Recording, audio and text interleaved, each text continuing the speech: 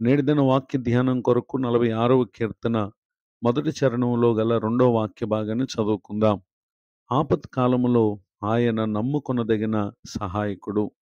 చదవబడిన ఈ వాక్య భాగంలోని దీవెన నా ప్రియులకు మీరందరూ పొందుదురుగాక. మన ప్రభువైన యేసు క్రీస్తు వారు ఆయన మనం ఎదుర్కొనే ప్రతి ఆపద సమయములలో తను నమ్మినటువంటి వారికి ఆశ్చర్యకరమైనటువంటి సహాయాన్ని చేయగలిగినటువంటి దేవుడు. అపోస్తుల కార్యములు 16వ అధ్యాయము 19వ వచనం మొదలుకొని 34వ వచనం వరకు రాయబడినటువంటి వాక్య భాగాల్లో పౌలు శీల దెయ్యం పట్టిన ఆ చిన్నదానికి కలిగినటువంటి ఆత్మ నుండి వారు ఆమెకు విడుదల ప్రకటించిన పిమ్మట ఆ గ్రామంలో ఉన్నటువంటి వారు పౌలును శీలను ఎన్నో బాధలకు గురి చేసి వారిని చెరసాల లోపల వేశారు. ఆ సందర్భంలో వారు నమ్ముకున్నటువంటి దేవునికి పౌలు శీల ప్రార్థించుచు కీర్తనలు పాడుచు ఉండగా అకస్మాత్తుగా మహాభూకంపం కలిగి చెరసాల పునాదులు అదిరి వారి బంధకములన్నీ కూడా ఊడిపోయాయి.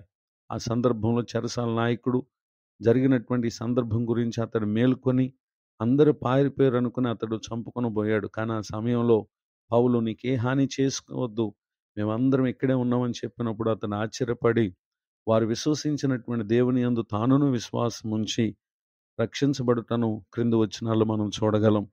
ఈ మాటలు వింటున్నటువంటి నా ప్రియ సహోదరి సహోదరులు, ప్రభుత్వము, అధికారులు, నాయకులు ఎవరు కూడా చెయ్యని ఆశ్చర్యకరమైన సహాయాన్ని చూచినటువంటి ఆ చెరసాల అధికారి పొందినటువంటి రక్షణ ఎంత అద్భుతం.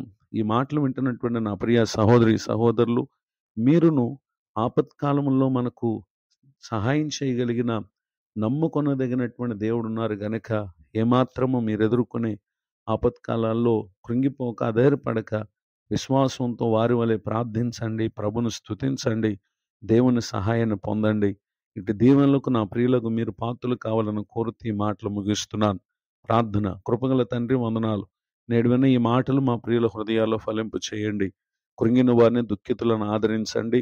దైవజనులను, వారి కుటుంబాన్ని, సేవా పరిచయను దీవించండి. నూతన సంవత్సర దయాకిరీటాన్ని పొందిన మా ప్రియులపై ఆశ్చర్యకరమైన మీ సహాయం అనుగ్రహించి కృపను వారికి దయచేయండి. నేటి దిన దీవెనలు సమస్త విషయాలు అనుగ్రహించి మేలు చేయమని యేసు క్రీస్తునామములో ప్రార్థిస్తున్నాను తండ్రి.